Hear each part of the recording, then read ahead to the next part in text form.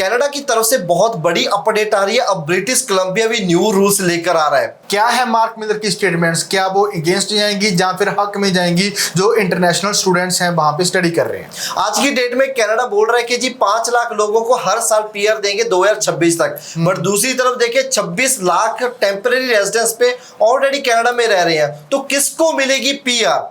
इस वीडियो में हम बात करेंगे प्रोसेसिंग टाइम क्या होगा, विजिटर वीजा का, स्टूडेंट वीजा का। सो हाँ जी प्लीज सर, रेडी हो, बात करें हम इन चीजों पे। सबसे पहले सर हम बात करते हैं कि मार्क मिलर ने जो स्टेटमेंट दी है उसका क्या स्टेटमेंट दी है, उसका क्या इंपैक्ट पड़ेगा? देखो ये जरा अगर हम देखें जो मार्क मिलर ने स्टेटमेंट दिया है वो सरासर इंटरनेशनल स्टूडेंट के एक तरीके से खिलाफ है। अब प्रोटेस्ट भी कर रहे हैं इंटरनेशनल स्टूडेंट्स, ठीक है, वर्क परमिट एक्सपायर हो रहे हैं, ठीक है। अब वो कह रहे हैं कि जी जहां पे आप आओ, ठीक है, पढ़ो, स्किल सीखो, वापिस अपनी कंट्री जाओ। अब आज की डेट में उनके जे बयान हो रहे हैं। बट अगर देखिए आज से 2 या 3 साल पहले देखिए क्या बयान थे, कनाडा इज फॉर एवरीवन, ठीक है, कनाडा में आओ, आप पढ़ो, ठीक है, जहां पे आप रहो, ठीक है। तो मेन चीज है कि कहीं ना कहीं कनाडा बदल रहा है, ठीक है, और कहीं ना कहीं देख रहा है कि जा रहा है कि जी कनाडा पीआर भी दे रहा है, कनाडा चाहता है कि हमारा रेवेन्यू भी क्रिएट हो, बट जहां पे अनवांटेड लोग ज्यादा पॉपुलेशन ना हो, हाउसिंग प्रॉब्लम्स हो रही है, इसको इमिग्रेशन के साथ रिलेट किया जा रहा है, ठीक है। उसके बाद जॉब्स नहीं मिल रही, इसको इमिग्रेशन के साथ रिलेट किया जा रहा है। सो इन्हीं सब चीजों से कहीं ना कहीं हमें देख रहा है कि जो गवर्नमेंट है बचने के लिए ऐसे बयान दे रही है। बट दूसरी तरफ देखें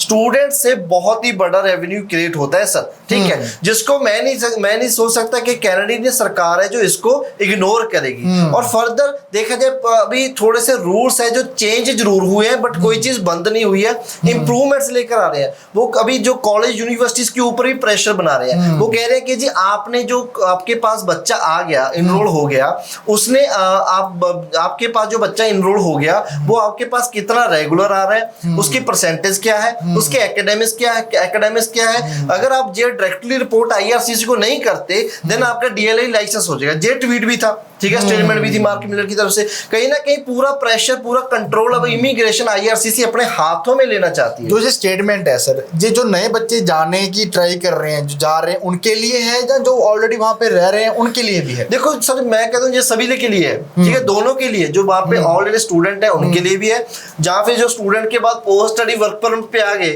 उनके लिए भी है, जो वे जो न्यू प्लान कर रहे हैं उनके लिए भी है। फिर तो सर प्रोटेस्ट होगा वहां पे? ऑलरेडी हो रहा है सर, ऑलरेडी हो रहे हैं। इसके मीन हम कह सकते हैं कि इसके जो रिजल्ट्स हैं वो खतरनाक देखने को मिल सकते हैं। चलो जी हम आगे बात करते हैं सर पीआर की। जैसे मार्क मिलर की स्टेटमेंट थी कि मैं एवरी ईयर 5 लाख लोगों को पीआर दूंगा 2026 तक जी। तो जो बाकी बच जाएंगे उनका क्या होगा? देखो कहीं ना कहीं सर अब ये तो बहुत ही बड़ा मुद्दा है। 5 लाख लोगों को पीआर देनी है हर साल, बट टेम्परेरी रेजिडेंस वहां पे 26 लाख है। अब 3 सालों तक ये देनी है, 15 लाख पीआर देनी है, और 3 सालों में और लाखों में चले जाएंगे वहां पे। सो मतलब क्या है कि जी पीआर उसको ही मिलेगी जो स्मार्ट वर्क करेगा। स्मार्ट वर्क क्या होगा कि जो जॉब आप डिमांड्स है आप वो स्किल्स सीखो। हेल्थ केयर हो गया, कंस्ट्रक्शन हो गया, इंजीनियरिंग होगी, मैकेनिकल होगी, इलेक्ट्रिकल होगी, आपकी कंप्यूटर साइंस होगी, तो इनमें अगर आप चीज स्किल्स करते हो तो आपको पीआर की जो है प्रायोरिटी मिलेगी। कहीं ना कहीं अगर देखा जाए फ्यूचर में ये रूल चेंज हो सकते हैं। अब देखो जी जो है ना आईआरसीसी ने अलग अलग प्रोविंशियल गवर्नमेंट के साथ देखा था, बातें की थी कि आपको किन की रिक्वायरमेंट है, ठीक है। वो कह रहे हैं कि जहाँ पे टूरिज्म वाले बहुत हैं, हॉस्पिटैलिटी वाले बहुत हैं, बट जहाँ पे हमारे पास जो है इंजीनियर नहीं है, जहाँ पे हमारे पास हेल्थ केयर वाले नहीं है। सो देखा जा रहा है कहीं ना कहीं अब जो है आईआरसीसी उन्हीं बच्चों को वीजा देगी, या फिर उन्हीं बच्चों को पीआर देगी, या फिर उन्हीं बच्चों को वर्क परमिट देगी जिनको जो इन जॉब डिमांड में काम करेंगे। सो ये जरूरी है आपके लिए कि अगर आपको स्किल प्रोग्राम कोई आता है तो उसी के लिए आप तभी आपको वीजा मिलेगा, तभी आपको पीआर मिलेगी। नेक्स्ट सर हम बात कर लेते हैं कि जब भी कोई बंदा ट्रैवल करता है जिसके पास टूरिस्ट वीजा, विजिटर वीजा है, उसे डिपोर्ट कर दिया जाता है। जहाँ फिर दिल्ली से उन्हें चढ़ने नहीं दिया जाता, जहाँ फिर जहाँ पर वो उसकी स्टे होती है वहां से उसको डिपोर्ट कर दिया जाता है। इवन के बोर्डिंग पास भी कई बार नहीं दिया जा सकता। तो उसके बारे में आपकी क्या सर? मैंने उसके ऊपर हमने एक पूरी डेडिकेटेड वीडियो बनाई हुई है। अगर आप आई बटन पे जाओगे या फिर आप डिस्क्रिप्शन पे जाओगे आपको इसकी लिंक मिल जाएगी। मैं सजेस्ट करूंगा कि जब पूरी डेडिकेटेड वीडियो, इस पे ना 10-15 मिनट लग जाएंगे, तो आप वो वहां पे वॉच कर सकते हो। सो नेक्स्ट क्वेश्चन क्या है सर? मैं आगे पूछना चाहता हूँ कि क्या प्रोसेसिंग प्रोसेसिंग टाइम है सर? सर अभी ट्रेंड क्या चल रहा है, क्या प्रोसेसिंग टाइम क्या चल रहा है, कितना टाइम लग रहा है? जैसे अगर हम स्पाउस ओपन वर्क परमिट की बात करें, बहुत सारा टाइम लग रहा है सर। अभी उसके कंपैरिजन हम देखा जाए टूरिस्ट वीजा का कम टाइम लग रहा है, तो उसके बारे में थोड़ा डिटेल में बता दीजिए सर। मैं प्रोसेसिंग टाइम की बात करूंगा, उसके पहले मैं करना चाहूंगा जो न्यू अपडेट आ रही है ब्रिटिश कोलंबिया की तरफ से, वो ये अपडेट है सर के कह रहे हैं कि जी अब ओनली 30% इनरोलमेंट्स ही होंगी फ्रॉम इंटरनेशनल। ठीक है, मतलब क्या है कि ब्रिटिश कोलंबिया में अगर टोटल कॉलेजेस हैं, ठीक है, चलो हम कह दें कि जी वहां पे एक यूनिवर्सिटी है, उसके पास 100 सीट है, ठीक है, तो ओनली वो 30% ही इंटरनेशनल स्टूडेंट्स के लिए रिजर्व रहेंगी और ज्यादा वो नहीं करेंगे। अगर वो इस चीज को एक्सीड करते हैं देन उनका जो लाइसेंस है वो कैंसिल भी किया जा सकता है। बड़े से बड़े कॉलेज यूनिवर्सिटी तक भी है ये चीज, छोटे से छोटे प्राइवेट कॉलेज के ऊपर भी ये चीज इंप्लीमेंट की गई है। जो अभी ओनली मतलब कि ब्रिटिश कोलंबिया में अगर 1000 सीट है सारे कॉलेजेस की मिला ले, तो उनमें से ये समझो कि सर 300 ही ओनली हमारे फॉरेन इंटरनेशनल स्टूडेंट्स के लिए इंप्लीमेंट होती है सर, तो फिर तुझे बहुत ही ऑलरेडी मुझे लगता है कि जी इंप्लीमेंट हो चुकी है। हाँ, फिर बहुत खिलाफ जाएगी तो इंटरनेशनल स्टूडेंट्स के जे क्यों एडमिशन प्रोसेस सर अब तो देखा जाए, पहले तो पीपीपी कॉलेज बंद किए, ठीक है, और गवर्नमेंट कॉलेज ही लिमिटेड रह गए। अब ब्रिटिश कोलंबिया ने जैसी करती है इसको देख के कहीं और गवर्नमेंट भी ना करते, मतलब क्या है कि अब एडमिशन प्रोसेस कॉम्प्लिकेटेड हो जाएगा, रस ज्यादा है,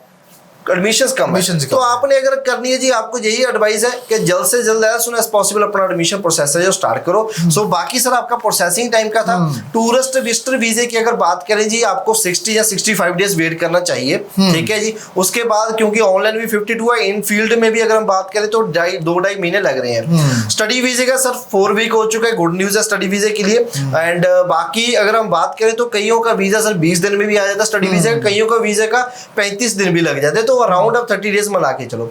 स्पाउस वीजे का तो सर हम कुछ नहीं कह सकते, क्योंकि उसका फेब वाले भी बेचारे वेट कर रहे हैं, जैन वाले भी वेट कर रहे हैं, और कहीं ना कहीं सर देखा जाए जिन्होंने मार्च अप्रैल में फाइल्स लगाई थी वो कनाडा में बैठे हैं। सो ये चीजें हो रही हैं। सो बैकलॉग में जो एप्लीकेशन है सर, मैं तो यही होता है कि वो बीच बीच में से पिक होते हैं, कभी जैन वाले का रिजल्ट देखने को मिलता है, कभी मार्च वाले का, फेब वाले को छेड़ा भी नहीं जाता, कभी फेब वाले का रिजल्ट देखने को मिलता है, जैन वाले का नहीं देखने को मिलता। सो मतलब क्या है कि कभी भी आपका रिजल्ट आ सकता है। जो आप स्पाउस वीजा की लगा रहे हैं, जो न्यू एप्लीकेशन स्पाउस वीजा की लग रही है, उनका हम कह सकते हैं कि उनके लिए 3-4 महीने वेट करना पड़ेगा। ठीक है जी। बाकी आपकी प्रोफाइल कैसी है, आपका फाइल बेस कैसा है, उस पे भी आपका जो रिजल्ट आएगा वो मैटर करता है। जी सर। सो आपका प्रोफाइल बेस्ड ट्रेंड है जी आज की डेट में, बट प्रोफाइल बेस्ड हम ऐसा नहीं कह रहे कि आपके पास 25-30 लाख होना चाहिए अगर टूरिस्ट वीजा लगाना चाहिए। तो प्रोफाइल बेस मतलब कि आपकी रिप्रेजेंटेशन अच्छे तरीके से, बहुत सारे फैक्टर्स होते हैं जो मैटर करते हैं, सिर्फ एक चीज मैटर नहीं करती, बहुत सारी चीजें हैं जो मैटर करती हैं। जी, आपकी रिप्रेजेंटेशन अच्छे तरीके से होनी चाहिए। अगर मैं कहूँ कि लाइक आप टूरिस्ट वीजा अप्लाई कर रहे हो, देन आपका बजट देखना चाहिए कि आपका कितना बनता है। बजट वो एक्सप्लेन किया गया हो वीजा ऑफिसर को, मेरी 1 लाख की जाने की टिकट, 1 लाख की आने की टिकट, बाकी अकोमोडेशन शॉपिंग्स का।